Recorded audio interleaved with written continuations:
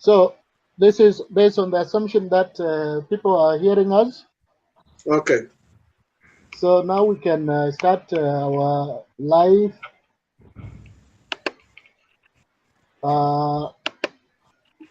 So for those people who are here today, the purpose of this video, the purpose of this show, which is the second live show, is to discuss atrocities and political developments and challenges in the Benishangul, Gumuz, and Gambela region.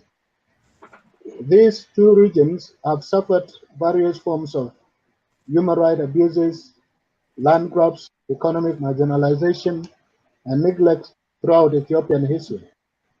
Even during the current Ethiopian politics that recognizes nations and nationalities the right to exercise their social, political, and economic rights to develop and prosper, there is still a slow economic progress and political instability in these two regions. Today, I'm joined by two guests who are going to share their knowledge and experience. My guests are Nasser Khalid and Tony Ochala. I will invite them to introduce themselves to viewers.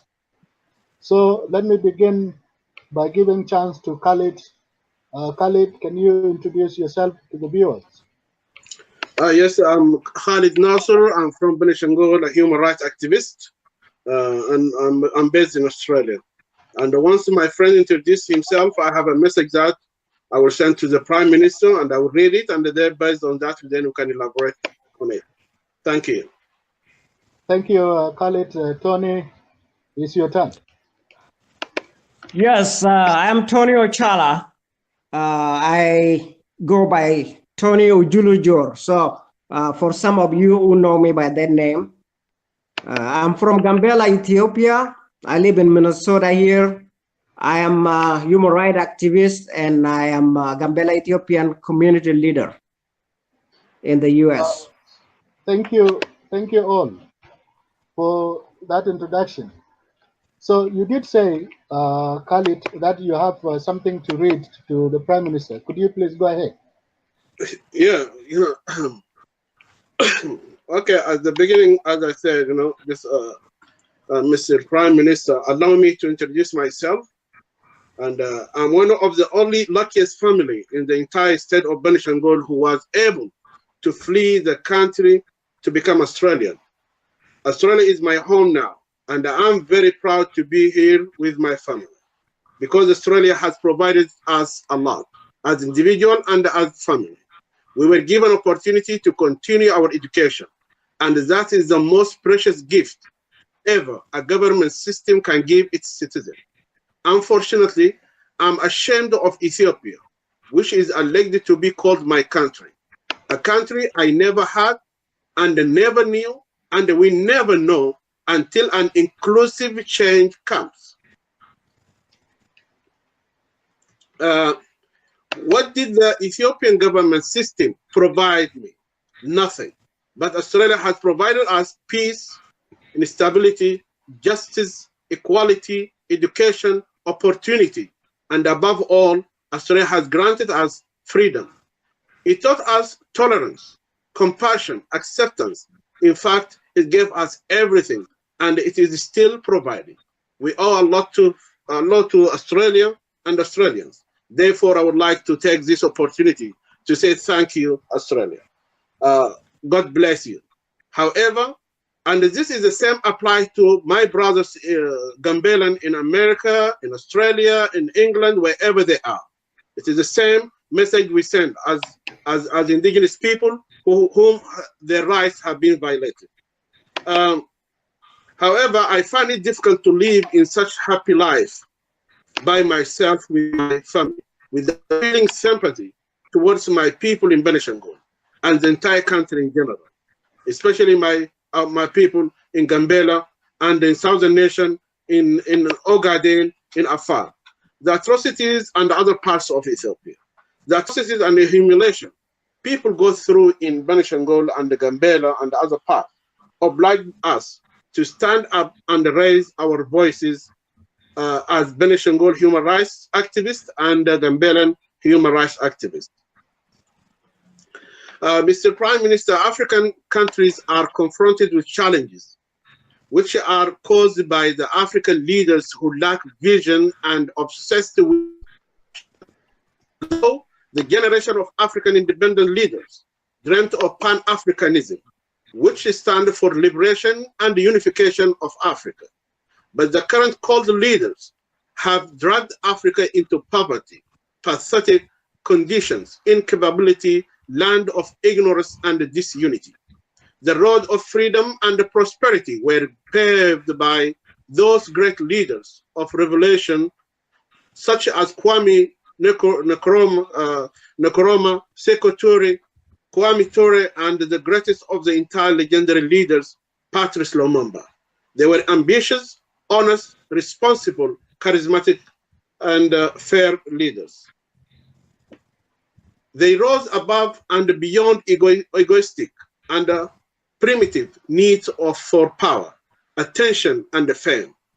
All African leaders blame, Mr. Prime Minister, all African leaders blame the colonization for their failure.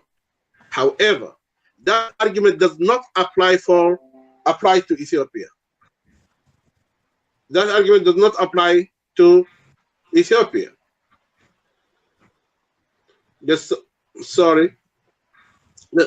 No matter how some of Ethiopian intellectuals try to justify their leadership failure in respecting human rights and the unity and uniting the country, as far as I know, the West has contributed positively in creating so-called Ethiopia. There was nothing called Ethiopia in the current territory until the first quarter of 19th century. The current Ethiopia is the land of expansion, which was given factory name Ethiopia. Before it became Ethiopia, it was Abyssinia, a small land that consists of Gojam, Gondar, Shawa, Tigray, and Wollo. The Ethiopian was named after Abyssinia. The Ethiopia was named after Abyssinia to legalize deceptively the Abyssinian colonization to other subjugated nations.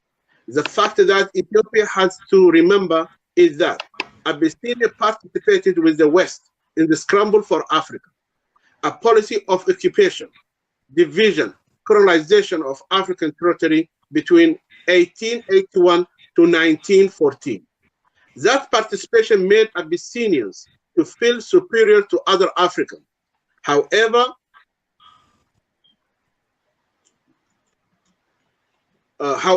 this deceptive strategy will not be used to fool the 21st century generation.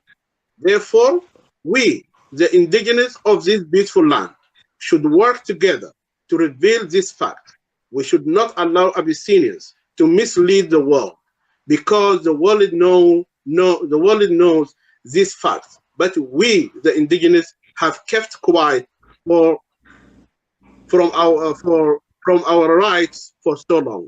Therefore, Ethiopians, politicians, historians, and scholars should recognize the history as it was recorded and is told by its own people. They need to be more proactive in disputable matters to avoid turmoil. Thinking ahead of problems is what makes people choose hope to skepticism. It is being said that wisdom drives more from mistakes and failure than from success. A country like Ethiopia that had lots of problems should be more wiser in resolving disputed issues, and all problems should be thoroughly investigated and diagnosed before solutions are suggested. Remember, sick person cannot get the medicine until he is diagnosed. Mr. Prime Minister, we have been following your speeches and the policies since your inauguration ceremony on the 2nd of April 2018. And what you have applied since then. In fact, there are many problems that needed to be addressed in cooperation with all indigenous people, well, in Benishangul, in Gambela, in Ogaden, in Afar, in all those, especially Benishangul and Gambela. As a Benishangul activist and also my brothers in Gambela, we have been waiting to see changes in the political principles and the strategies of the masters who ruled the country through their single vision, the diversity of the country.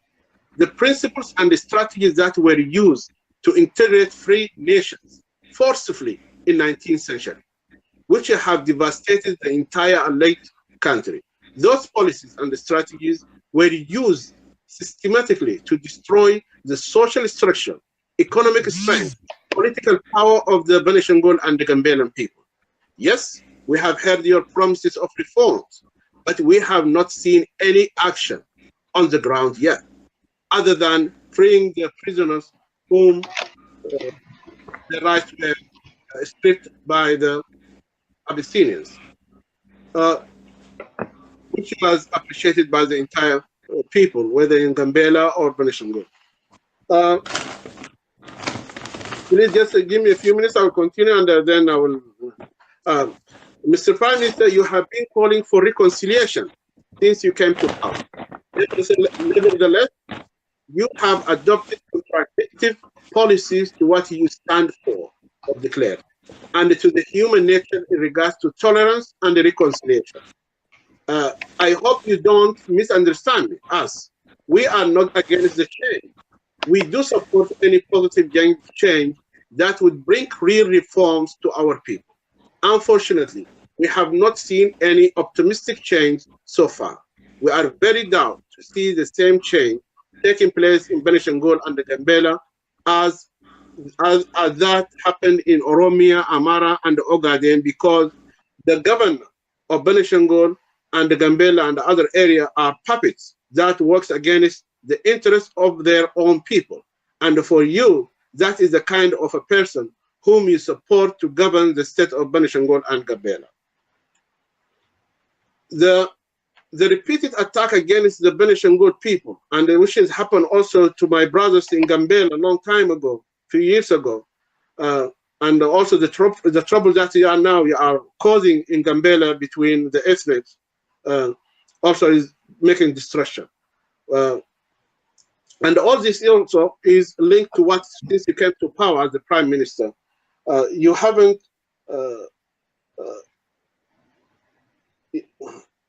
you know, all these things, all those atrocities, since you came to power, these presidents of the regional government have not awakened the Benishangul and the Gambelan leaders to stand up for their peoples, and to stand against the atrocities against people that are committed, which has encouraged the others to invade our regions, like what happened in Beki, what happened in Kamashi, and the atrocities that is committed now against our people in Jawe.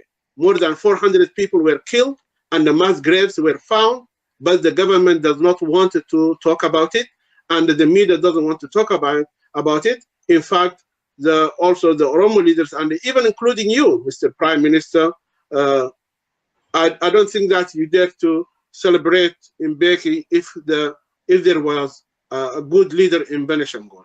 And in fact, the last point which I would like to add is, Mr. Prime Minister, if you can allow me and my brothers, is just mentioning that been applying in Benishangul. The following crimes are some of the documented atrocities encouraged by the people of encountered by the people of Benishangul since the inauguration day on the 2nd of April 2018.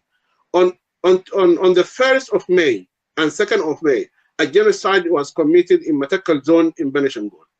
And we urge the world, and we send actually documents, and still we are trying to send, and we are urging the world to listen to the outcries of our people of Benishangul and Gambela and all these people who are subject to an ethnic cleansing repeatedly throughout the history. It is a deliberate and a systematic killing of innocent villagers from Gubuz by Amara, the most powerful group in Ethiopia. This genocide, which is taking place in Gubuz town, villages, are another crime against humanity in Africa genocide. The government medias are intentionally hiding the truth, paving the way to Amara-owned media to play victim role. Also, attacking villages in Kamashi, Beki, Asosa outskirts. On the 14th of June of last year, federal police forces employees were returning to Asosa by bus, and all of them, they were killed. Also on 24th of June, a police officer was kidnapped. 25th, Tongo was attacked. 26th or 27th, Asosa was attacked. And all this, beside the strategies that the government used to weaken the people of Benishangul and the Gambela, depriving indigenous of their land, continuous attack by Amara and Oromos without being condemned by the Prime Minister. The number of arbitrary prisoners have doubled in Benishangul, although the Prime Minister alleged deceptively that there is democracy in the country. Everyone enjoys freedom, equality, and justice, but the reality is in Benishangul, there are over 500 prisoners now in Benishangul. 500 prisoners in Benishangul, and all those people, until now, they've been taken to the trial, and they are kept there. And also, in Benishangul, this government is very, very, the Benishangul people, since Abiy Ahmed came to power, since our people are facing a lot of problems, very offensive and repressive and brutal of the government. Also, the Benishangul people and especially Benishangul people and the Gambia elect transformation. Therefore, they were not represented in the current federal government at the ministerial level and all federal positions also.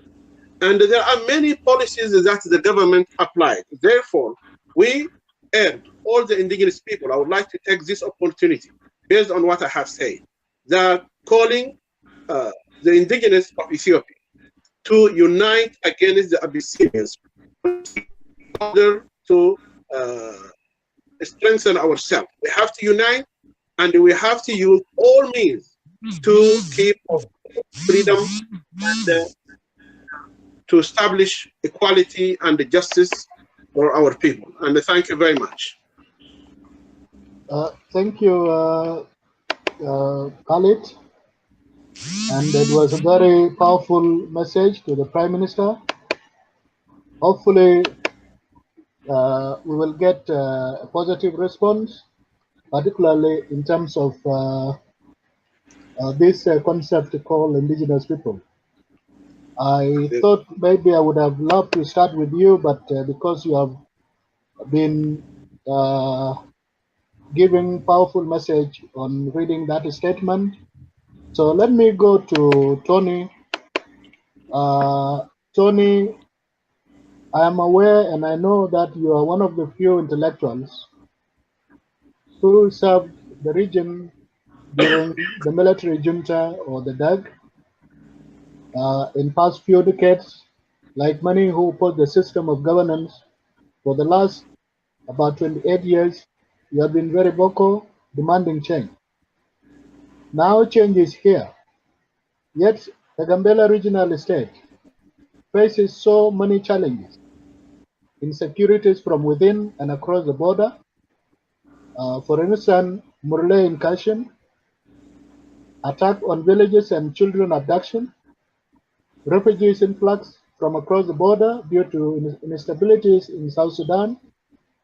In addition, the regional state suffers from local political leadership or from lack of political leadership, and some political parties being exclusive in their approach. What is your take on the complexity of issues in the region? What do you think can be done?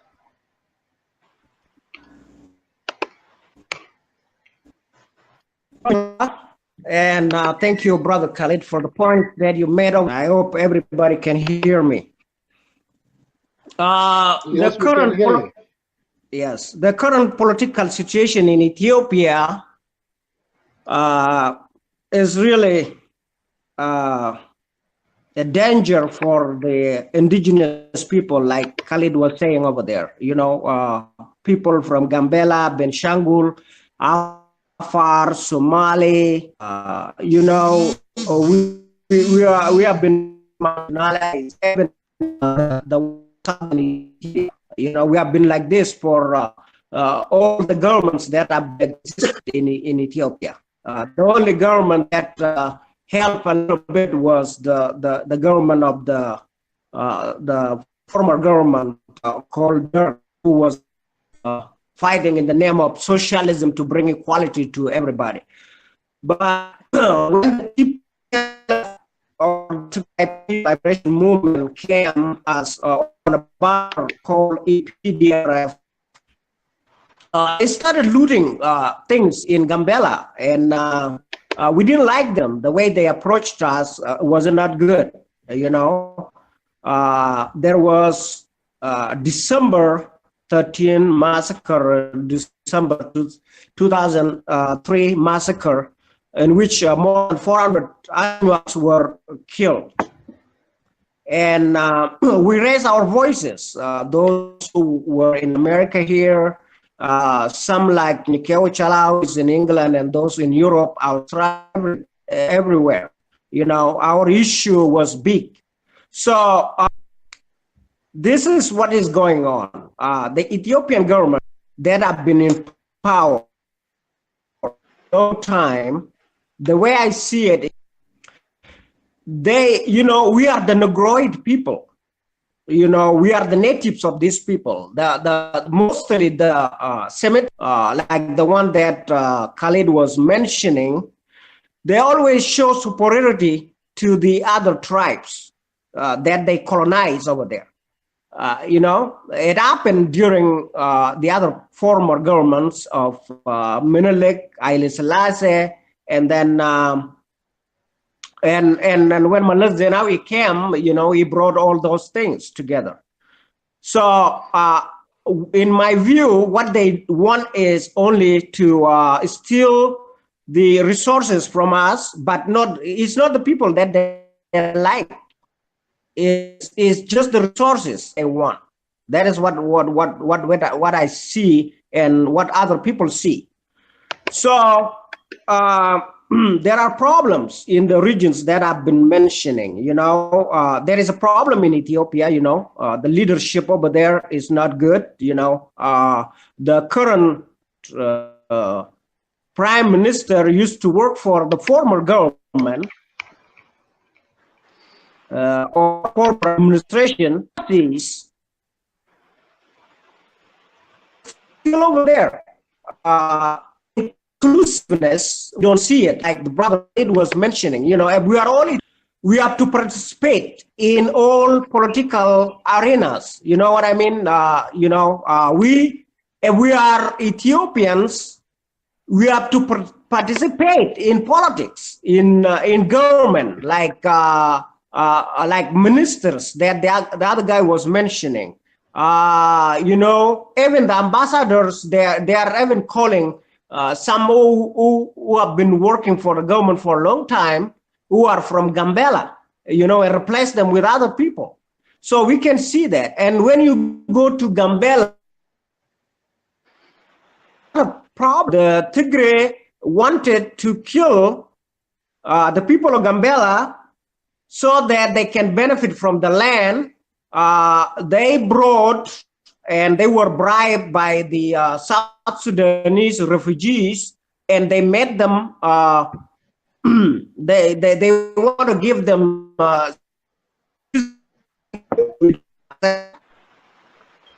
and the land grabbing,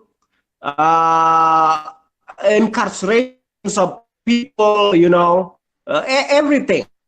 No, it's still the leader elected. They serve then see. So to make sure, we need to do is we have to raise our voices. You know, those who are in Ethiopia from Gambela, Benishangul, or other places, they cannot talk like the way we're talking now, because they can imprison them, or they can kick them out from their job. So everybody is afraid. But we have been fighting. The one side, the country, we have been fighting for freedom of those people over there.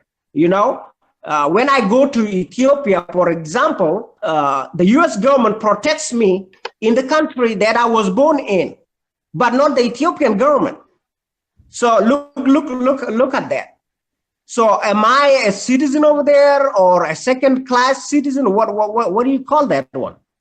So I think we don't have to be quiet. We have to fight. We have to fight for you know, so that we can get justice. The injustice is doing over our people. If you can see it in Gambela, they massacre people. They took the land, and they arrested a lot of people. A lot of us fled to neighboring countries like Kenya, South Sudan, everything like that. You know, in our own place, we have to live in peace. You know, forget about the power that we can share from. We want peace and stability in our region. Our freedom has to be there. So our freedom is surveyed by the government, you know.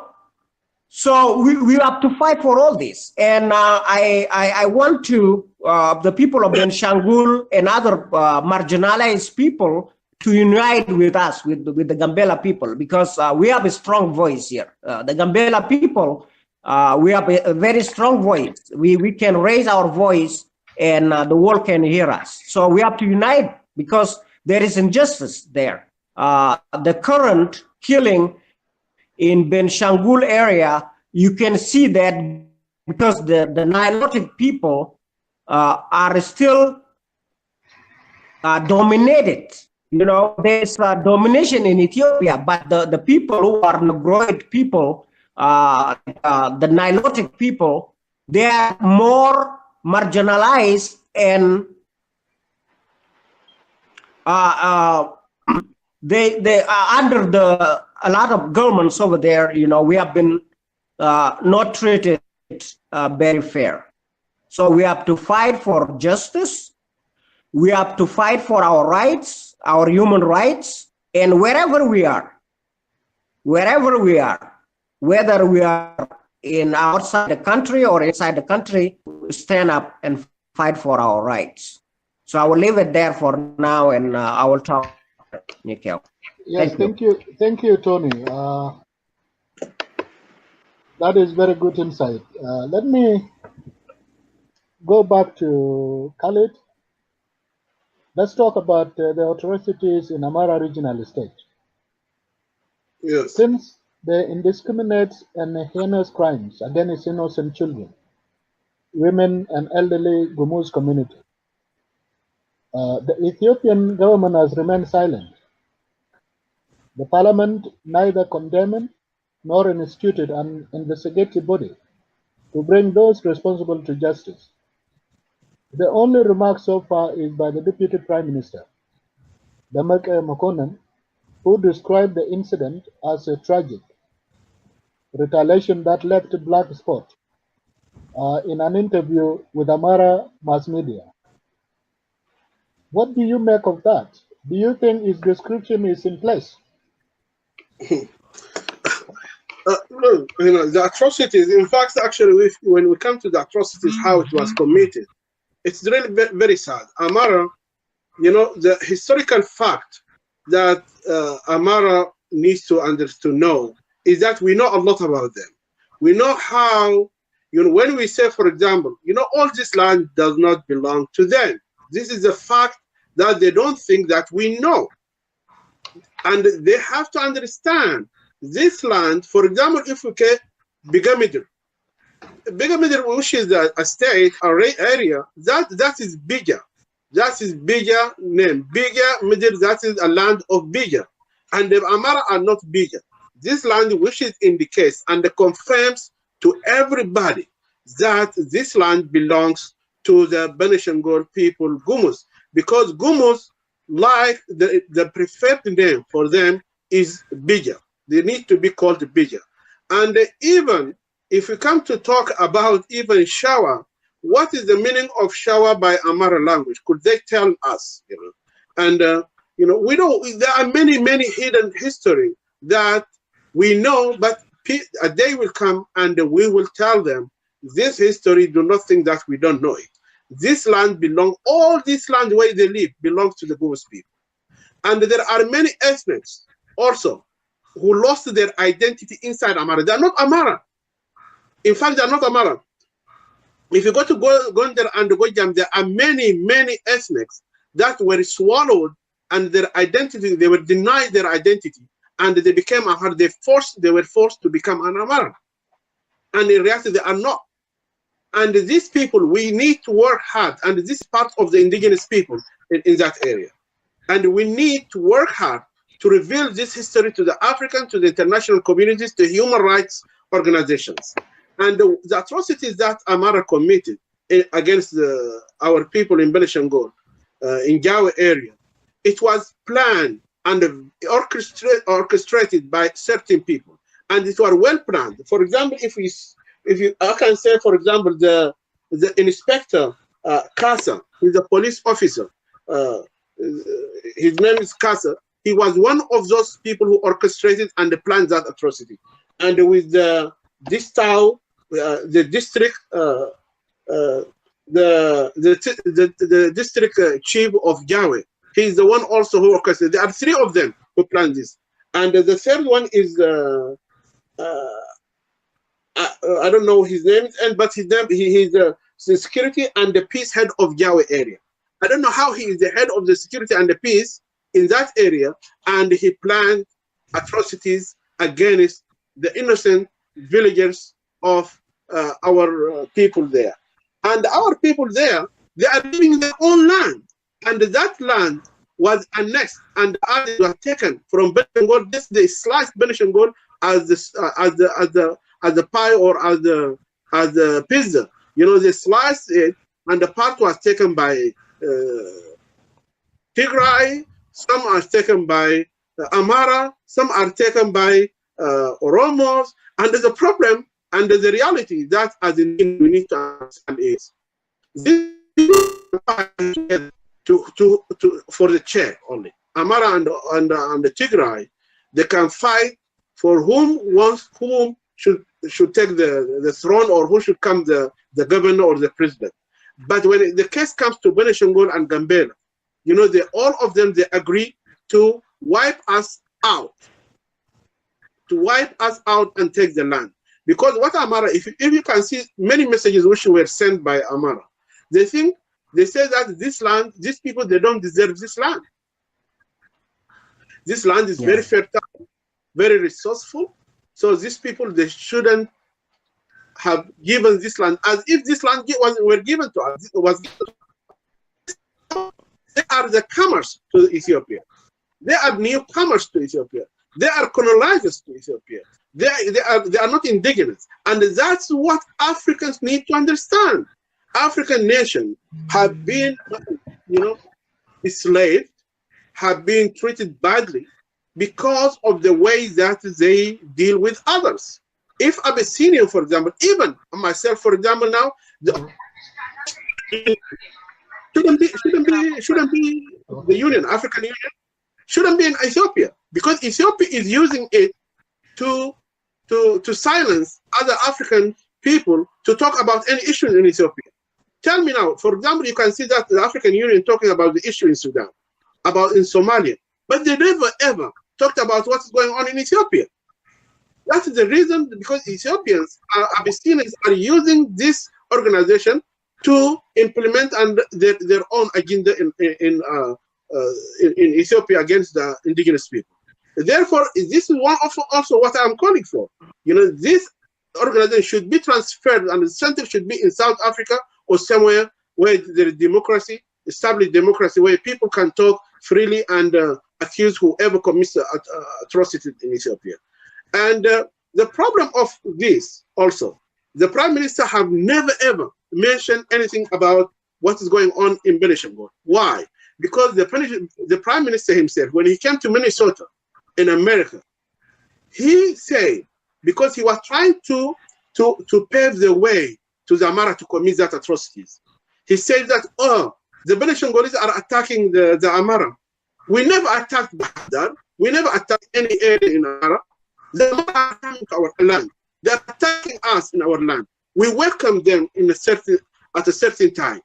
And when they were settled by force, by the government plan to settle them there in Benishangul and to take the land from the Benishangul people in order to deprive our people of their land. And that is the policy that has been applied since 1953 or 58, you know. And this policy was there, designed by that time, but it was applied in 1974 and coming. So that is the time that they applied it.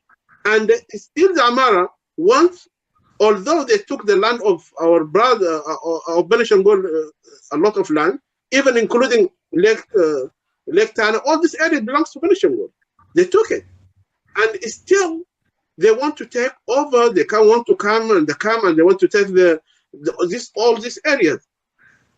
And the Prime Minister didn't want to talk about it because he already paved the way for them. He justified their atrocities against the Benishangul people.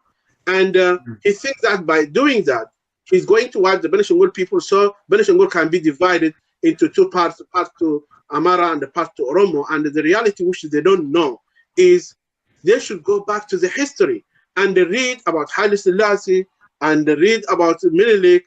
And in the Menelik time, Khojala Wadar Hassan, he was the only person in the entire country in so-called Ethiopia who had a palace in Addis Ababa the same like Menelik, because he used to treat himself.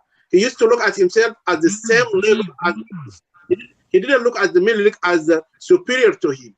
That's why he had his own palace in Addis Ababa, and everybody can go and visit and see it in Bulele. And he got his own military, his soldiers there in Addis Ababa. He got his everything. It is a big palace, the same like his palace, Menelik Palace. That shows that how our people used to deal with these Abyssinians. And when whoever, and we would like to send a message to the Prime Minister for him, whoever antagonizes these people will not remain in power. Soon or later, you're going to fall down, because everyone who antagonized us, he fell within a short time after he came and visited Benishangul. And that's what happened to Haile Selassie, happened to Mengistu. Mengistu, after he visited Benishangul, he didn't stay for 6 months. Mala Zenawi, Tamrat Laini, he visited Benishangul and he made many comments. He didn't stay for 4 months. And the same thing happened to Mala Zenawi. And all those, also you, if you don't abide and respect the right of the indigenous people in Ethiopia and the Benishangul people, you're going to pay the price sooner or later, because we are not going to let anyone to degrade us or to treat us badly as any and exclude us from the government system. The parliament, the members of the parliament from the regional state of Benishangul and the Gambela, I'm very surprised, because even in the parliament they didn't raise this issue, because the pressure that the government put on them. Sometimes we think to blame them, but sometimes we try to find justification to justify for them, and that they are pressured by the government not to talk about these issues, and that's why. And because they are even weak, because they are representing the people of these regions, they should be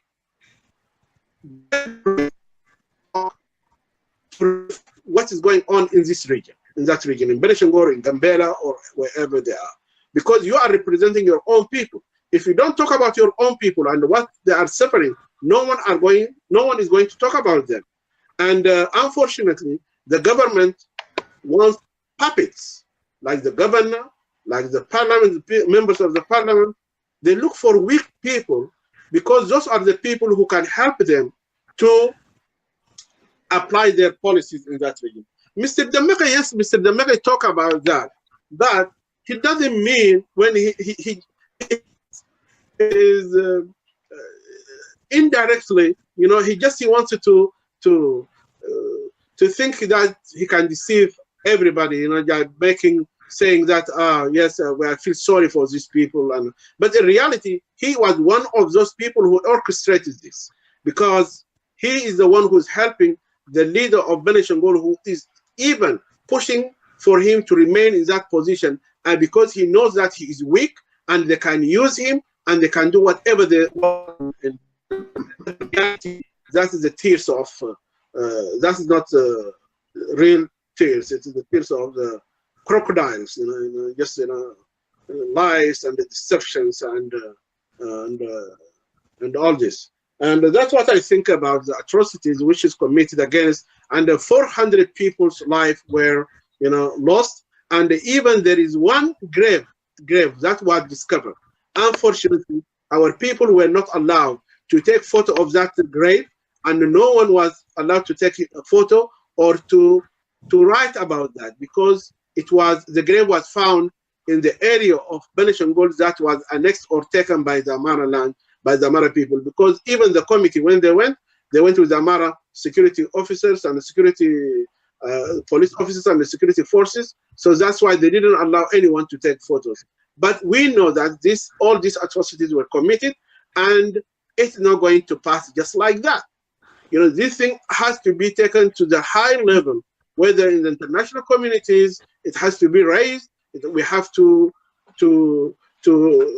cooperate and work together. And Mr. Tony said that we can work together, and that's what we need. Our brother Tony, we will send all the and we will send it to you as well, so you can use it with the Americans, agencies, or the human rights organization there, and the government to reflect on what is going on in Ethiopia, because there is nothing called democracy in Ethiopia.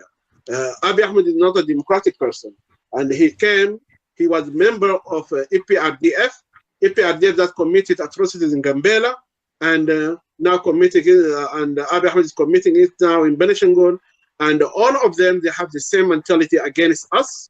They agree how to deal with us, how to wipe us out, how to make genocide in Benishangul and the Gambela. And I think, and one thing that also African and the world is that need to know is Abyssinians are the most discriminated people on earth, because even when they are black, they call you Lemma.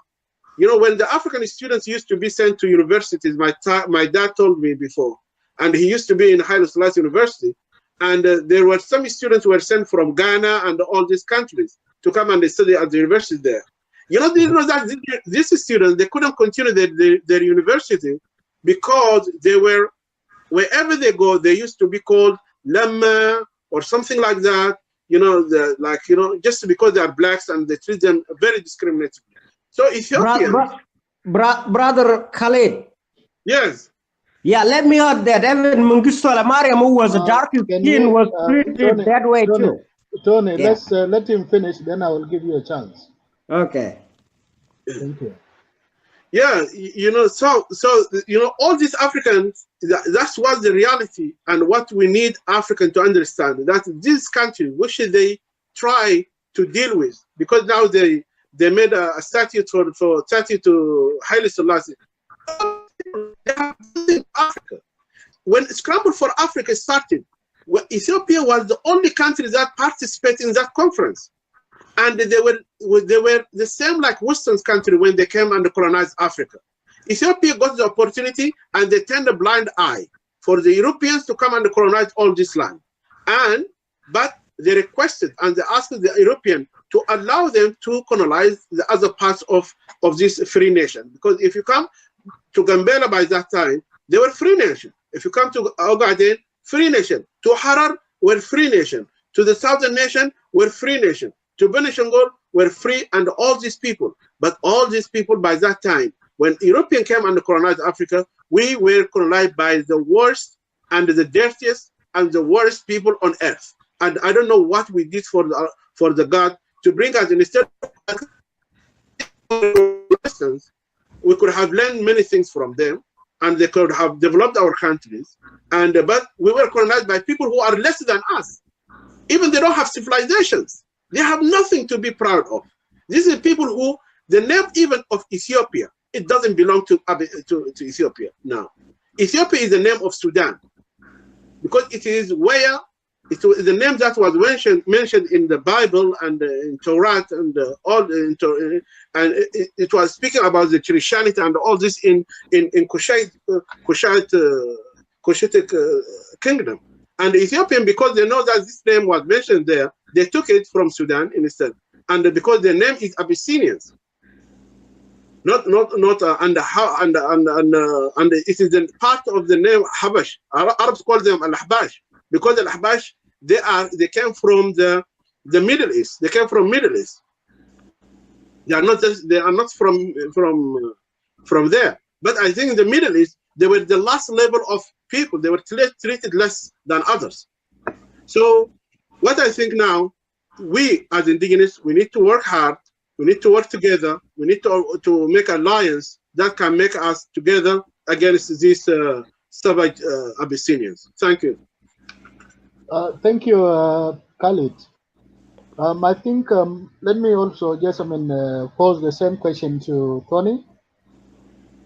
Tony, along that line, what do you also say about the silence of the Ethiopian parliament and also the Ethiopian government, not even actually instituting a body to investigate what took place in Benishangul Gumuz? I remember in 2003 what happened in Gambela, because the Anuak in the diaspora, I think they made a lot of noise. There was that symbolic body that was formed to investigate the killing or the murder of innocent civilians in Gambela. So that I want you to comment on that. On the second level, which is a question also that I want to pose to you, is the fact that since my resignation from Gambela Regional Movement, a party that I helped to create, but merge with seven national parties and form a new political party. And also the declaration of the Gambela National Democratic Party, there is a serious debate on social media. Some suggesting the solution to Gambela problems is not many political parties, but a single party. What do you say about that? Do you think that a single party would solve the problem of Gambela? So if you can answer on those two questions, one is what is your take on the silence of Ethiopian government of what is taking place in Benishangul? And then the second one is, do you think that a single party in Gambela will solve the problem? And why are there so many social media debate or commentary on the fact that there are so many political parties created in Gambela? It's your turn. Okay, thank you. Let me start with the issue with Benishangul. It is obvious that some of the things that happen in Ethiopia, the world don't have a clear picture, because the media there or the governments over there, they try to hide the things because of these people are marginalized. That is what is happening. If you can see it, let me start with Gadio. Is it Gadio? The people in Gadio? Yeah, Gadio. So what happened over there? Those guys, they were fighting with the people called Burji, who speak Oromo over there. So what I heard when I was following up, the Gideon people were kicked out of their land, and the government didn't go in there and help those people because the prime minister is Oromo, So according to the interpretation from the other people, that they want those people to die and finish them so that the Oromo can take their land. The same thing with Benishangul. When it comes to Benishangul over there in Amara region, like Khalid mentioned, before, there are a lot of, I was following up recently. There are some other ethnic groups who are who have been dominated and their lands taken by the Amara people too. So they face the same problem like the one that the Benishangul people are facing, like Agao people, the Shinasha people. Nobody mentioned about them, you know, but there are problems over there. The Agao people, the Shinasha people, and there are the other one. Forgot the name of the other one. So those people have been dominated over there, and the government, you know, they don't bring the issue over there. What I see is, you know, Amara are the majority. You know, they have been dominating Ethiopia for a long time. By dominating, do you mean that marginalization? You mean those people who are marginalized? Yeah, they are marginalized. They are marginalized. You know, the Ago, the Shinasha, and the other one. There are other people over there in Amara region that they cannot even speak out about their problems. So the Benishangul people, when we see the Benishangul people, a lot of them, they know that a lot of them are not outside like the Gambela people or the other people, you know, so that they can, you know, we were even, the Gambela people were the one that were distributing the pictures on the Facebook than the Benishangul people, because a lot of them are not there, you know, to show this to the world is what is happening over there. But what I see is the government, the Ethiopian government, saw that thing as a shame on the people of Amara, and they don't want to bring that thing up. You know, because Amara, everybody have been accusing Amara that they are the dominant people, and they were exercising their power to suppress other people. So I think the way they did it is, the way they hide it is, there are some reasons. One is they are okay with that, because like Khalid said, if those people, they get killed, some of the Oromo can take the land and some of the Amara can take the rest of the land. That is one region. That is one reason. The second is, it will be a shame on the government, because some of the Amara people are working with the prime minister, and they are keeping quiet over there. So if they talk about it, then those guys are responsible too for what is going on over there. So they want to hide the shame. That is why they don't want to talk about it. And this has been going on for a long time, not only in this part of the region, but in most part of Ethiopia. And we, people from Gambela, we always, you know, we always stand for ourselves, because we are more outside. We are more outside. We can communicate with other people, human rights people and everything. So the world will know. And they are afraid with the Gambela people than the people, you know, the minority, like those guys of Benishangul and other people. So that is what is going on over there.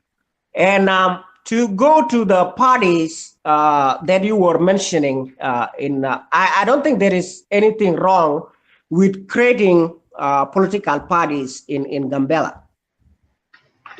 People, you know, if there is a real democracy, people have to compete, and whoever wins will be the one, will be in the one in you know, who is going to be in the power over there, who will take the power. But this is not what has been going on in Gambela for a long time ago. You know, during the time of Meles Zenawi, people were selected by the TPLF cronies of Meles Zenawi, go and be the president of Gambela, was selected, not elected, was selected by those guys. because they want to use them as tools, their stooges. They want to use them for their own benefit. That is what they have been doing.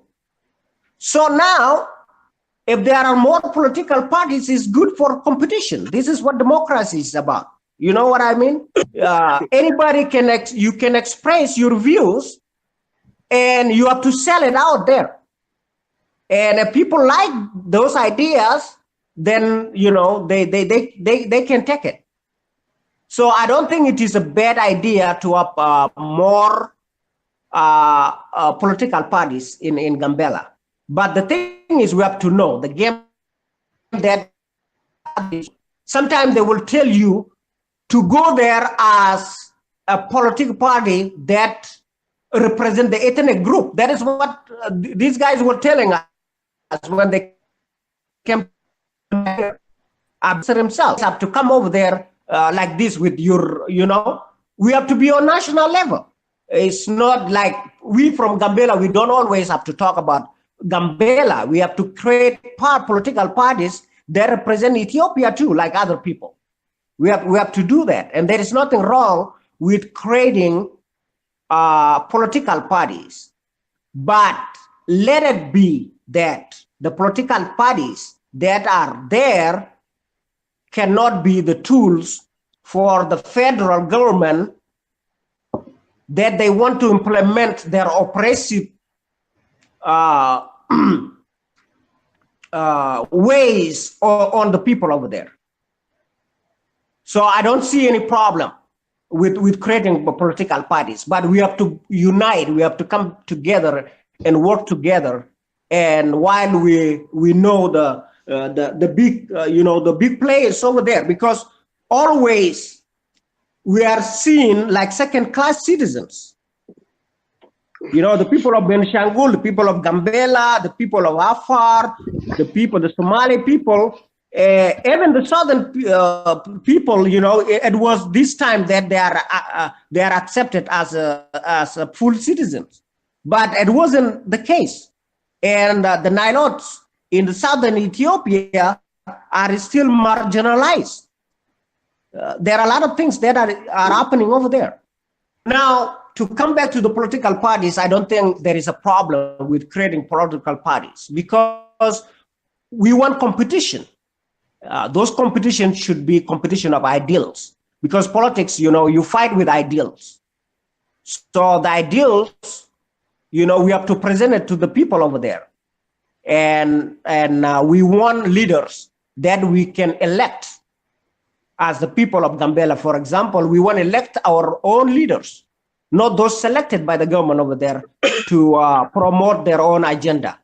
That is what we don't want. We want our own people with our own political views, ideals, to be there, and they represent us and they do what we want them to do, not what they are told to do on us.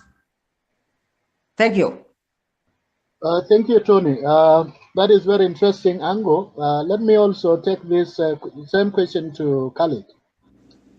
Khalid, I do know that in Benishangul there are also a number of political parties. That is a very healthy democratic process of having multiple political parties. That is what Tony exactly said, that there is nothing wrong with a number of political parties. And in the case of Gambela, I think it's all about, each and every political party selling their own ideas in terms of policies and programs. Now, in the Ethiopian politics, in the past few years, the Ethiopian parliament have always been with the majority party, the EPRDF, and also other national political parties have always been dominating. Yet the indigenous areas, the Benishangul, Gambela, the Afar and Somali, what they term the least developed regions, which I do not know whether Ethiopia is any country or any part of Ethiopia is developed more than others, but maybe they are talking of relative. What do you think can be done with this political? Because now Gambela, there are only 3 representatives. I don't know how many people from Benishangul who are going to be or who are represented in the parliament. I don't know how many from Somali, from Afar. So these are some of the few things maybe you could talk about what can they do. These particular political parties from this least developed regions relatively. That is one question. The second question I want you also to talk about is the fact that the Benishangul Gumuz was created out of these 2 province, former Gojam and the Walaga regions, the one in Amara and the one in Oromi. Now, this region in the last few years saw a massive land grab, forced eviction, destruction to livelihoods and natural environment, and violation and violent conflicts. For instance, in 2017, there was reports that there was violent conflict and also displacement. Last year in September and also in November, there was also atrocities committed by extremists. And also now in May, early May, we also saw the same atrocities committed against children, women, and elderly people against the Gumuz people, also by the extremist agenda. What do you think is the cause of all this? Why is Benishangul people are the victims of extremist agenda?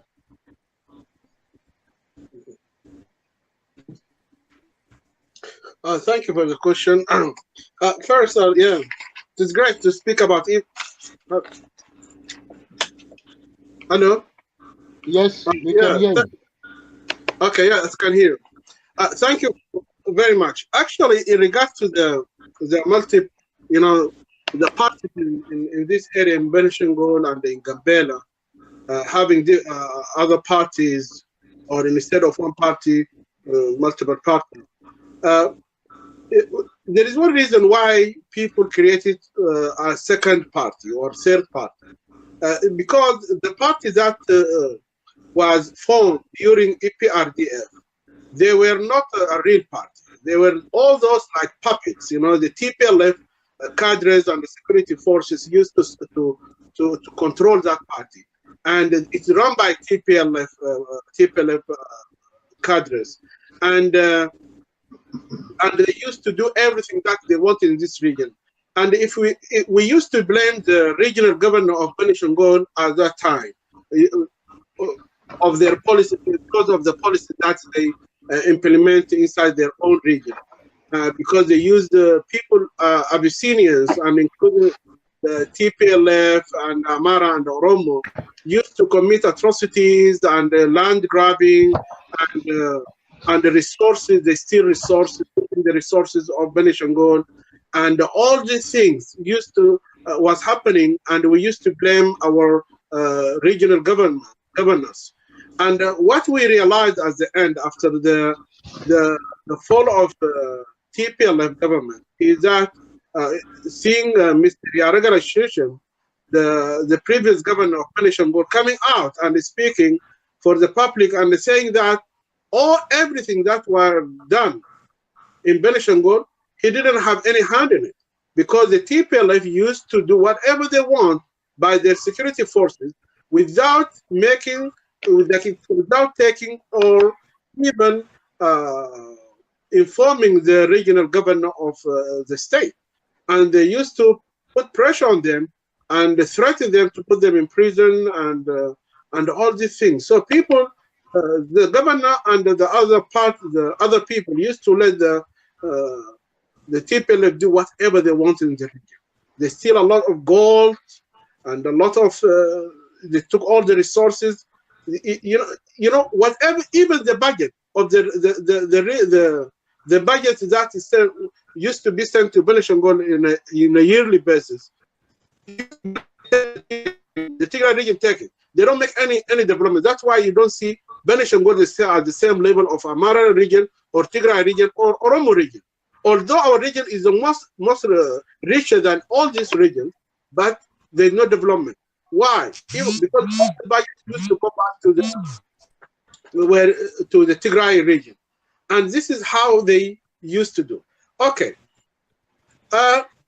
When at the same time, TPLF, after the TPLF came to power, they used to work against all those organizations that fought for the right of the regional right. Like for example, in Benishangul, BPLM, Benishangul People Liberation Movement, were used to be attacked by the TPLF as a politician the day that the Benishangul People Liberation Movement allowed them to form a national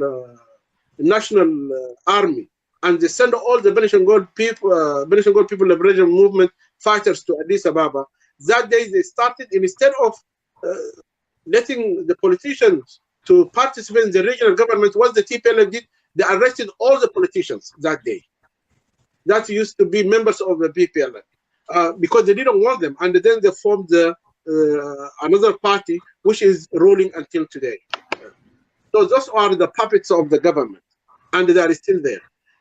That's why, for example, when you form another party, is that because you believe, and I believe, and many people believe that this new party might represent the people or the people more than the party that is a puppet for the government.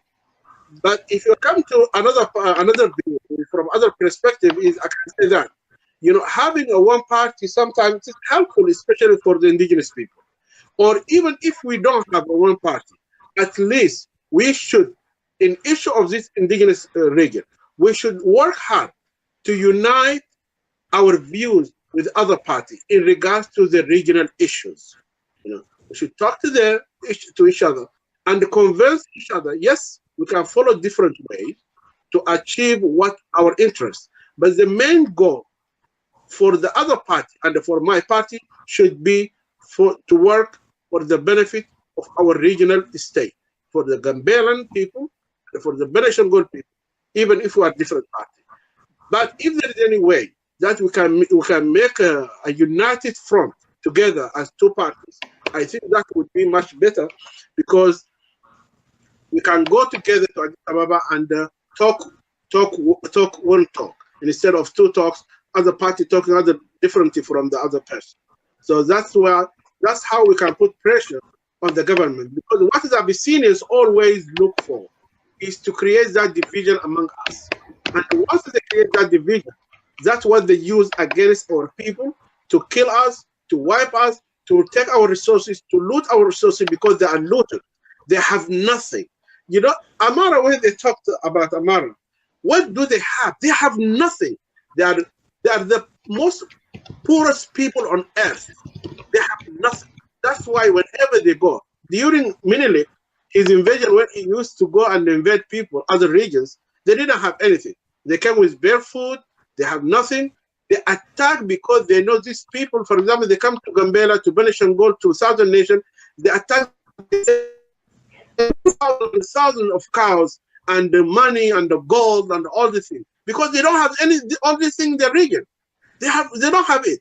And until now, that is the way that they are dealing with the government. They think once you are in the government, you have to loot, you have to steal from others who have. And that's why they steal the history, they steal civilization, they steal the names, they steal resources. They have nothing, only stealing. And even when they talk, for example, you see the guy who's talking from, I don't know, from America, I think. His name is Wanya Manya or something like that.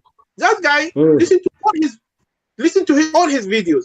You don't have any, you can listen to it and you won't find any one benefit. One information that can benefit you can't find it. Only insulting Oromos, insulting Benishangul, insulting others, but you will never ever find something that is benefit.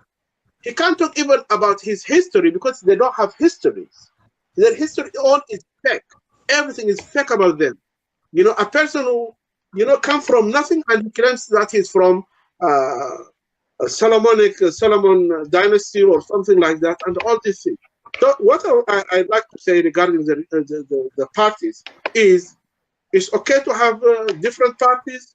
It is very healthy, but we do our best to make a very united front, you know, in each region, and instead of giving opportunities for those Abyssinians to make division among us.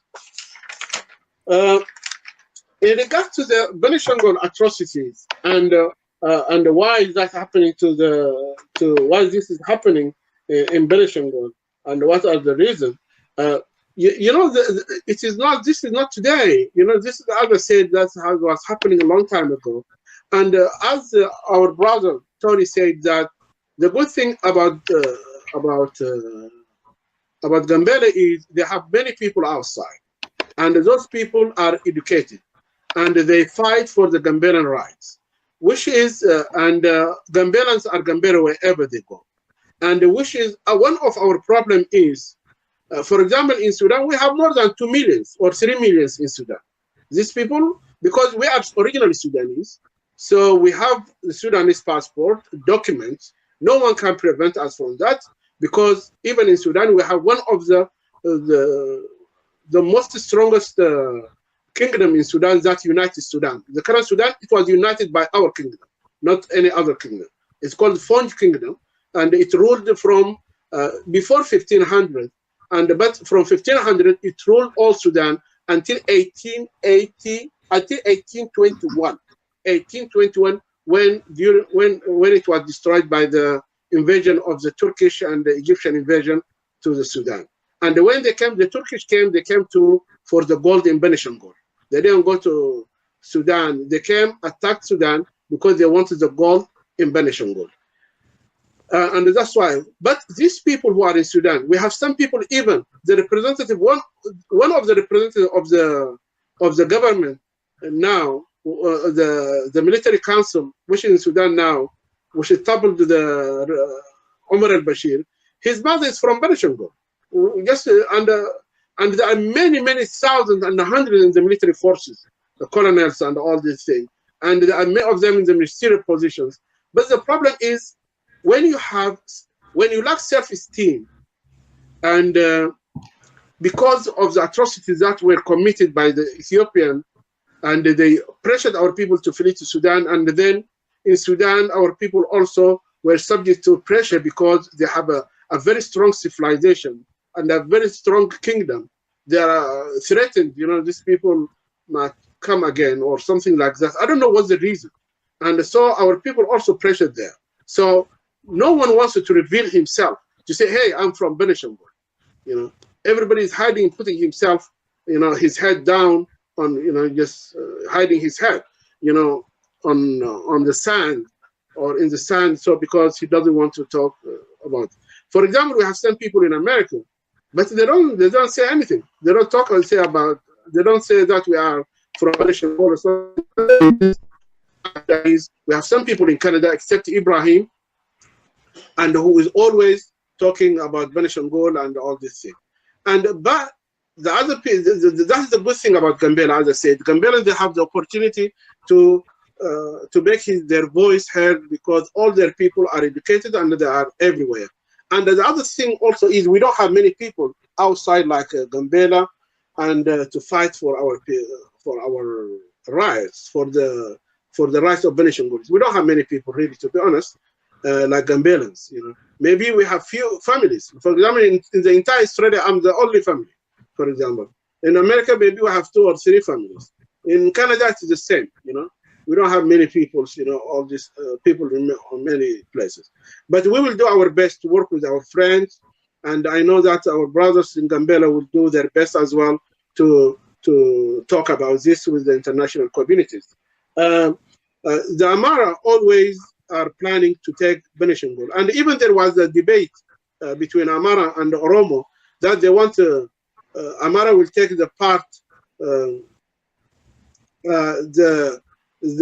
eastern part of the Benishangul, or the northern part will can be taken by the Amara, and Tigray, and the southern part of the Nile can be taken by the Oromos. And I don't know if they do that, what happens? Because what Oromo tried before is to, because our border is with Gambela, and what they came and they took the land to make a. They took the land that between Gambela and Benishangul. They took it. They tried to capture it and to claim that land belongs to them, because they don't want us to have the border between with Gambela. They're afraid maybe of because before we worked together with Gambela Liberation Movement, it was used to work together. We used to work together, and even most of the assistance that they used to get it from our organization during what's his name? The leader of what's his name? Oh my God, I forgot, the Gambian People Liberation Movement who was killed by TPLF. Agualamo. Agua. Agua? Yes. Yes. So he used always to be in our house, with my dad, talk to my dad 24 hours. So everything used to come from our organization, the food, the other assistance, and all this thing. We worked together before, so at the time also now I think we need to work to make alliance, and this alliance shouldn't be only on the internet talking. We should meet together, make a declaration, announce it to the world, so it can be heard to work together hand in hand. And the Amara, as I said, they are looking forward to take this land. But what I would like to confirm here, and I would like them to know, they will never, ever, and they know us well. They know us in all levels. They know our people in all levels. And we warn them, please get away from Benishangul land, because you will not be able to take 1 inch as long as we are alive. No one, whether Amara, whether Oromo, whether Tigray, whether whoever he is in this world, will not be able to take 1 inch. And whoever took some of our land, it will be bad soon or later. That's what I would like to confirm here. And we are serious about this, and we are not going to let our people to be degraded. We are not going to let our land to be taken, and we are not going to let the government to ignore us, and they will hear us soon or later, and we know what means we can use to enforce them to do that. And I'll leave that for you now. Thank you, Khalid. I am really very happy and very glad to hear the fact that you mentioned the fact that Benishangul have a border with Gambela. That is the truth, and I do remember that in 1997 there was a referendum that was conducted in Benishangul, where it was decided, and the majority population decided for those area to be carved or to be demarcated to Benishangul, which means that this part, the tip which the Oromo seems to be extending. I actually did a research on that, and I realized that it was a humanitarian map. It was not the map that truly represent the Ethiopian federal state. So what is existing that the Oromo or Oromia has a border with South Sudan, that is just not a map that represent the true color or the true geographical map of the current Ethiopian Federation. So in some map, you still can see that Gambela is still borders with Benishangul in the north, because those people who are in Amphilo, in those areas, are the Mao, the Amphilo, these are the Como, these are the people who are in Benishangul and also in Gambela. So that is the truth, and I'm glad that you mentioned about that. Now, gentlemen, I think we have come a long way, so let's have a few minutes break before we come back to have some few final remarks and final questions, and then we conclude. So let me give you a music and a break so that we can come back later.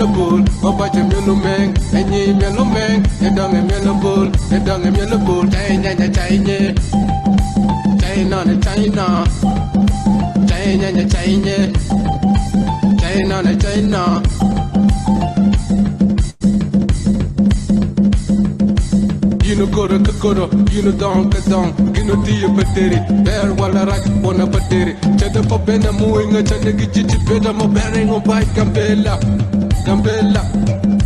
Da beke da bichu yo gonna jita katwada, jita kamete, go ba kachari o bet, jumpa gambela man, jita kachema drong doi na.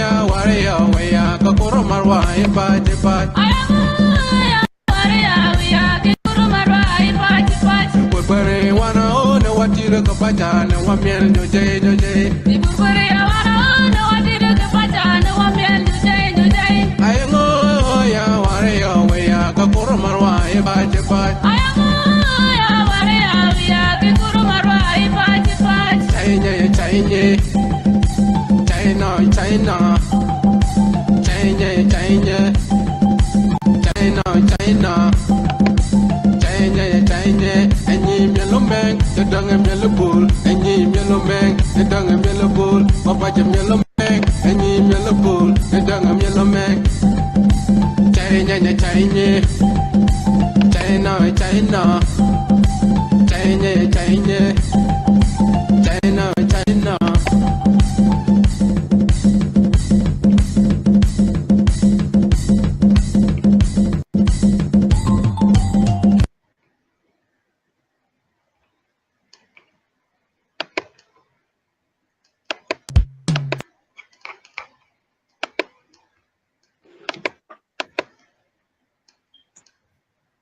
Uh,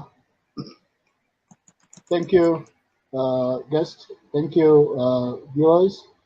Now we are back. It seems that Tony is no longer in the lobby. So I wanted actually, my follow-up question was to Tony, and I can't see him in the lobby. It seems that he has got disconnected. I hope he will come back quickly to follow up and then finalize our show. Well, let me actually, while we are waiting for Tony, I think it is good to proceed with the questions. The next question is to you, Khalid. Yes. The Ethiopian indigenous peoples are most vulnerable, as we all said earlier on, part of the Ethiopian society. They suffer various forms of human rights abuses, ranging from forceful evictions, indiscriminate detentions and arrests, killings, and environmental and climate change victims. The Ethiopian constitution does not provide legal provision to protect these vulnerable groups, but there is a demand. Yes, okay, Tony is here. There is a demand for constitutional amendment, a move the indigenous peoples of Ethiopia welcomes very much. What is your take? What can we do to make sure that Ethiopian constitution recognize various indigenous peoples in Ethiopia? Sorry, Tony. Actually, the first question was, or the last question would have been to you, but you disconnected. So Yeah, my battery is my phone. The battery is draining, man. That's what is happening here. okay, that is fine. I think we are almost concluding. So let's. So I hope you have heard the question. I think this is something which you will also comment before I ask you for the final question. So my concern is the indigenous people of Ethiopia are very vulnerable, but yet the Ethiopian constitution does not provide protection. And indeed, the Ethiopian constitution does not give a recognition of the Ethiopian indigenous people. So what can you say about that? And also, what can we do? Because there is that demand, or there is that talk that people want the Ethiopian constitution to be amended. So what can we do to ensure that the indigenous protection is granted in the Ethiopian constitution? So first, Khalid. Well, it's a good question actually. The Ethiopian, yeah, because Ethiopian always Abyssinians try to use this slogan that they have a united country and all this thing, and but in reality, they don't want to recognize that they are violating the right of the indigenous people in those areas, in many areas of the country.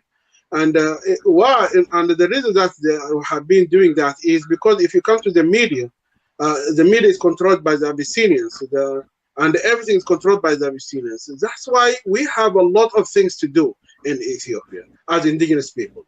We have to work hard, as you said. This right, the right of the indigenous people, has to be included in the constitution. If we don't do that, our right is not going to be protected. And we need to also to mention that in the constitution, to be recognized that we have priorities in everything in Ethiopia, and we have extra or a special fund in the government for the development in this region. You know, everything that, if, for example, everything that they do in Ethiopia, we should have the priority first in everything. Other than that, if we don't have to do that, I think, you know, remaining in the so-called Ethiopia, I think, is a crime against ourselves, against our people, because you know, for example, let us, for example, look at this.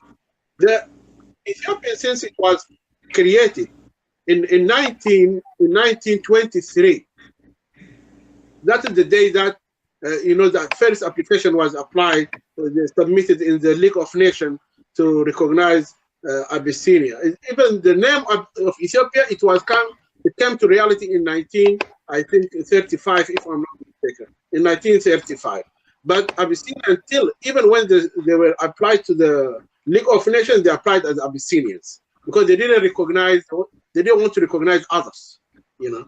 And until in 1935, that is the time that, you know, they found that if they don't change the name, it is going to create a lot of problem for them. Then they brought the name of Ethiopia, for which is the name of Sudan, to deceive us and to deceive the world and the Africans that this is the united country or something like that, or a diversified country. But the reality is not. Now, if you come to since then, the resources which have been used to build their empire was from Benishangul, was from Gambela, was from Oromia, and from those areas, and from the southern nation. The Amara don't have anything. They have only rocks and the stones, and they have nothing else. Even they can't feed themselves. They're always a burden to the international community since they were created on Earth. They're looking for aid and all these things to be fed, and that's why they flee. They think the Muzungu is their god for them. Is a god for them, which is not. It's a human being the same like us. You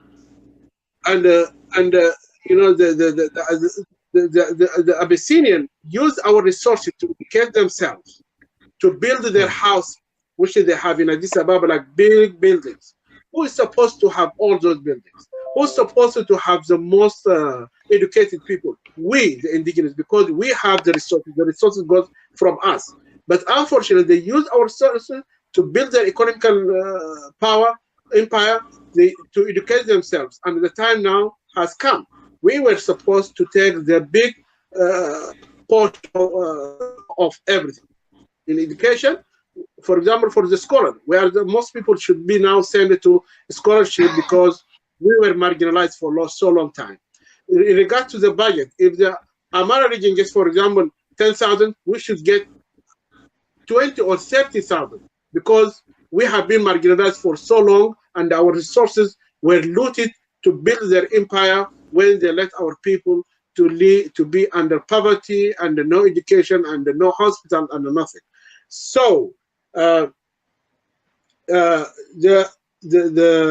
marginalization should stop now, and the indigenous people rights should be recognized, whether in resources, whether in the power, in the system, in everything. And this should be mentioned in the constitution, so our kids shouldn't fight for this. And the other also, that's why as the indigenous, all of us, we should work together to do that, to achieve that.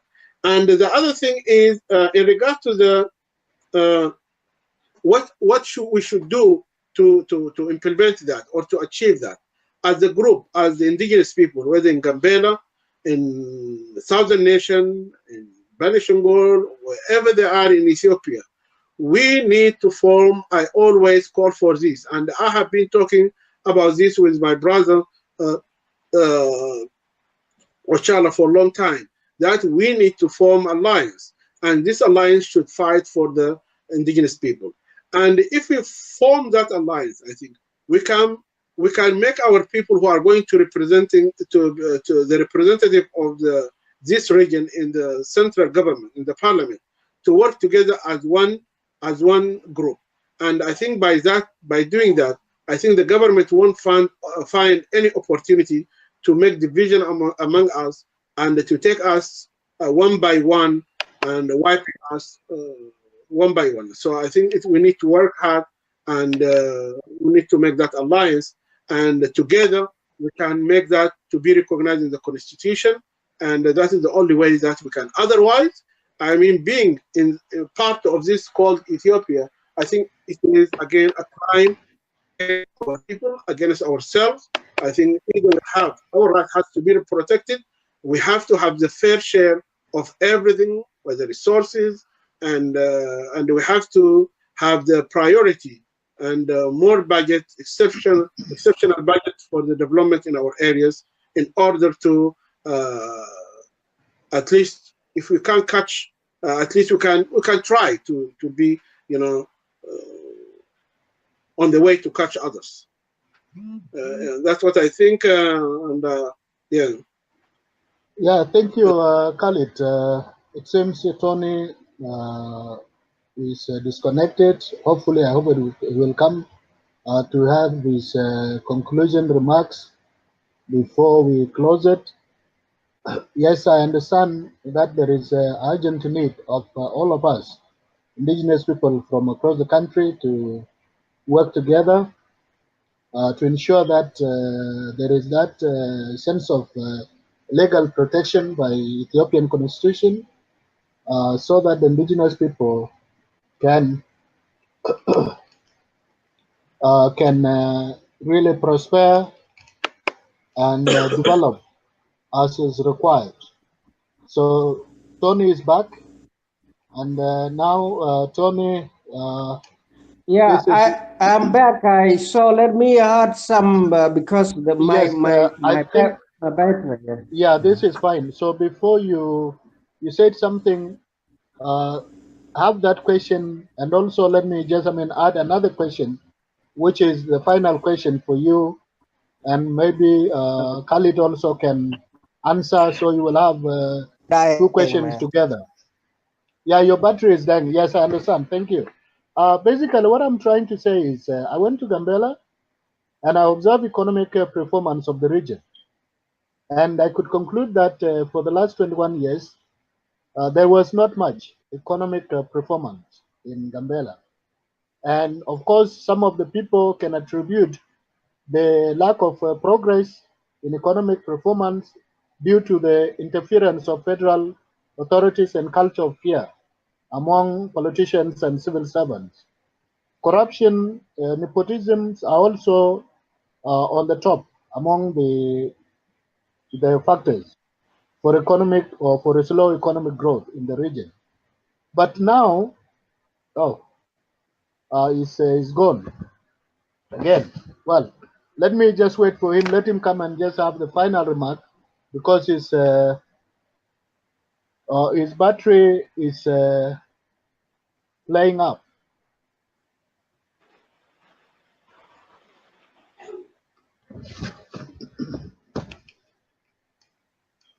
So I hope he will have some. Yeah, and I guess I would like to add until Tony comes, if you can Yes, allow me. please. Yes. Yeah, and in regard to this, that's what I have been saying. You know, these people, they TPLF, when they wanted Benishangul to be there, they wanted Gambela to be there, but not to develop themselves. TPLF, if you go to, I went to Tigray. These people, you know, you need to, everybody needs to know, to remember that this is the most people who were starving in that area in Ethiopia. Yeah, sorry, Khalid. I think if I may finish the question, because yeah, okay. You know, there is a change. Political atmosphere is changing, Yes. and then people can arguably say that the people in Gambela or in oh, Tony is back. Let me give him a straight before he takes Yeah, off. Then you will come back. yeah, give him So first. Tony, I think what I'm saying, you hear my part of the question, but the final one is that change is here now, and arguably people say that people now can make decisions without interference from others. So what can our people or what can our politicians do differently And how can we support the change that is now taking place in Ethiopia? So this is the final question. So just answer it with the question that Khalid answered before. Okay, my battery is bad. I've been interrupted. Is because of that. Let me start with what Khaled was saying. Oh, batteries. Yes. You have any problem, then you can come back to just catch up with your thoughts. In the meantime, then Khalid will just answer. Yes, what I would like to say, as I said, is in the last 20 years, the TPLF used Benishangul and Gambela resources to develop themselves, and they looted this region massively and very badly and very arrogantly and without any concern, without having any, just very brutally and very savagely, they looted all these regions, and they put a high pressure on the regional state by imprisoning people, by killing people, and people were very threatened and very afraid. And what TPLF did, they took the resources, they took the resources from all these regions to build themselves, and they threatened people, and the people were afraid to talk because they were killed, they were imprisoned, everything. I will answer shortly because I want Tony to speak. And the political change which they claim now, I think that's Tony hasn't come back. I think his battery is flat. It looks like. Okay. And what I think is for us today, as you said that you went to Gambela and you didn't find anything, you didn't find it, and you won't find it, and until even during this government, if people do not have a very strong plan and a very strong strategy, I think it's the same policy is going to be repeated, because this thing has been done by Amara when they were ruling. It's being done now by Tigray when they rule, and now it is the turn of the Oromo people under the Abiy Ahmed, and the Abiy by making atrocities in Benishangul and also to the southern nations, to those people whom Tony talked about before, and Guje area and all these people areas. So now, I think if we don't work hard, we shouldn't be deceived by the slogan that is raised to deceive the Western people, because Ethiopian always, whenever they show any slogan, they mean to convince the Western people. But they don't mean it for Africans, they don't mean it to anyone, because they can do whatever they want. And they are just raising that slogans to thinking that they are going to deceive everybody. But the reality is, there's no change in Ethiopia, in my beliefs. Because we, in Benishangul, for example, since Abiy Ahmed came to power, the change, yes, Amara can claim that the change came to them. Because Amara went. Oromo can claim that the change came to them. Because even Abiy Ahmed, he contacted all these organizations, and these people, they went back to Ethiopia, and he signed agreements with them in Eritrea and all these things. Why he didn't do that with Benishangul people? And why he didn't do that with Gambela? The Gambela even returned without signing any strong, something agreement to the same as it was done with the Amhara and all these things. We are outside because they are very happy with those who are ruling the Benishangul now, because they are puppets. They can use the resources, they can loot the resources and everything. That's why they are not interested. They are not interested in contacting those who are in diaspora, because they know that these people, they are more wise. They are very knowledgeable people. They know what's going on. They understand how the Abyssinians do things, and they know that they are going to stand for the right of their own people. That's why they don't want us to be there. They want weak people, and we shouldn't be deceived by the change that they claim. There's no change, and I don't believe in that. That's why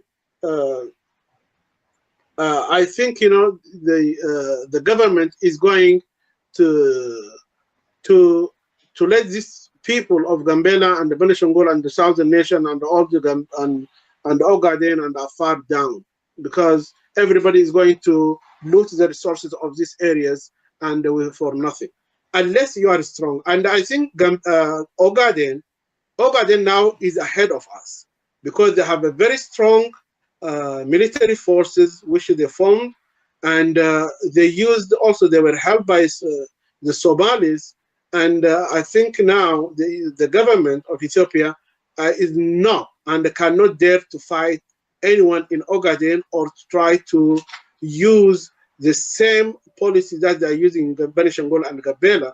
Especially the president of Ogaden is a very strong person, and the organization of Ogaden National Liberation also went back, and they have a very strong military forces, which because the government tried to fight Ogadenis and they tried, but they finally found that they are not. It is not that easy to be defeated. And now, if you see now, there is a map where they slide all Ethiopia into slices, except Ogaden. They didn't touch it in that map, and no one talked to them. The only region that remains strong and united is Ogaden now because of the military force. And Ethiopian history, they don't understand talk because they are not logic, and they have nothing to say in logic because they don't have any information. They have nothing to talk to you about because they know that they are wrong. They have nothing to justify their doing. So that's why the only thing that they understand is having a very strong regional military forces that can defend the right of the people. The same national military wishes Amara formed, and wishes the Tigrayan have, and the Oromo have, and now Ogaden they have. The people, the other indigenous people, are the weakest in Ethiopia. They don't have the military forces because they were deceived, and those who are in the regional government, who are the governors, are very weak to form that kind of militia, which is recognized by the constitution to have your own Liu Hail and all these things. And that's why I believe there's no change in Benishangul, in Gambela, that we can talk about. It's the same policy, and it's going to go for a long time. And I'll let it here. Thank you, Khalid. This is a very interesting point of view. Tony, unfortunately, is no longer in the lobby, so I cannot bring him to have his own final thought. Before we come back to wind up or to round up your thoughts or to close this show, then I think we can invite our viewers one music, then we will come back and then you can have your final say.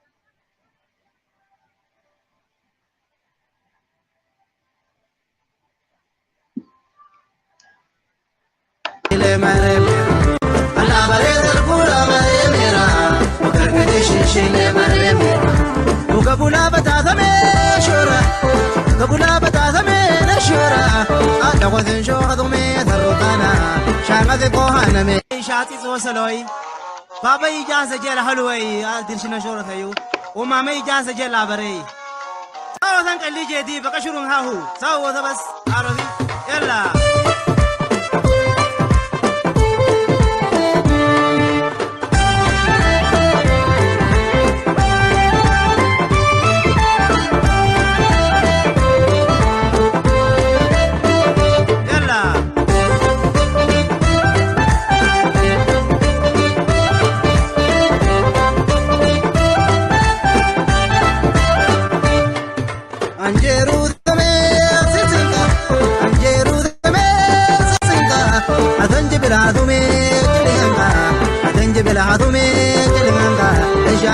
وزلو عندي لذنبا أذني بلادومي كلكنبا أسيسي دندن شمي ملعاتنبا تارد جين البرشا مريشورا ترشو دجين البرشا مريشورا تارد جين البرشا مريشورا أنا بريد الكورة مريميرا أنا بريش الشيلة مريميرا أنا بريد الكورة مريميرا وكركدش الشيلة مريميرا وقبولا بتاثمي شورا قبولا بتاثمي نشورا أنا وذن شو هضمي ثروتنا شاغذ قوهانا من أعترنا أنا وذن شو هضمي ثروتنا شاغذ قوهانا من أعترنا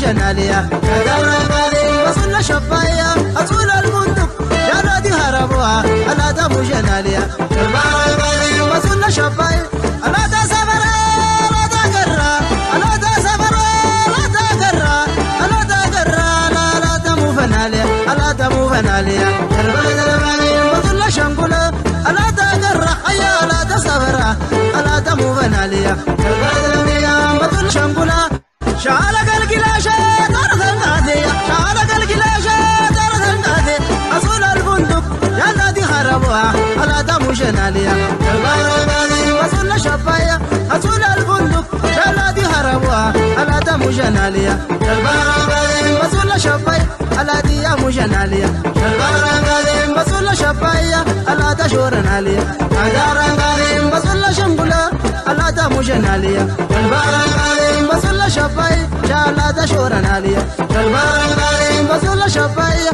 على دم جناليا الغرباني وصل شفايا على دشور ناليا أي البوليس جات أرض النادي أي البوليس أرض النادي أي الشرطة أرض النادي أصول الفندق جلادي هربوها على دم جناليا الغرباني وصل شفايا أصول الفندق جلادي هربوها على دم جناليا الغرباني وصل شفايا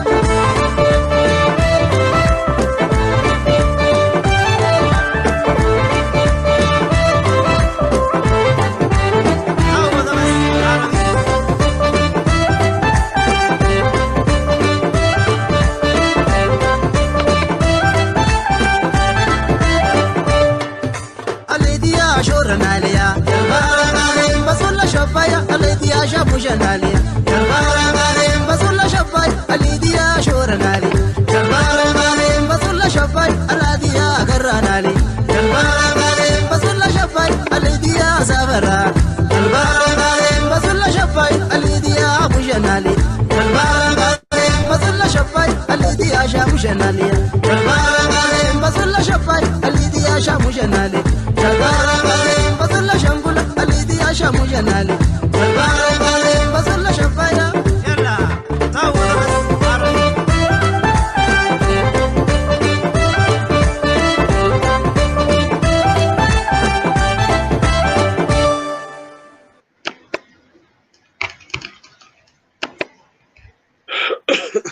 Thank you. That was a very interesting music. This brings us to the conclusion of our show. Thank you, guest Nasser Khalid. Thank you, Tony Chala. Sorry that your phone was playing up. So this is the final conclusion. The viewers, thank you for your time. Thank you for attending. So hopefully we will come up with the same live show again the next time. So please join us again. Thank you.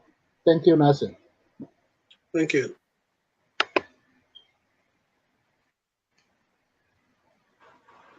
Thank you very much.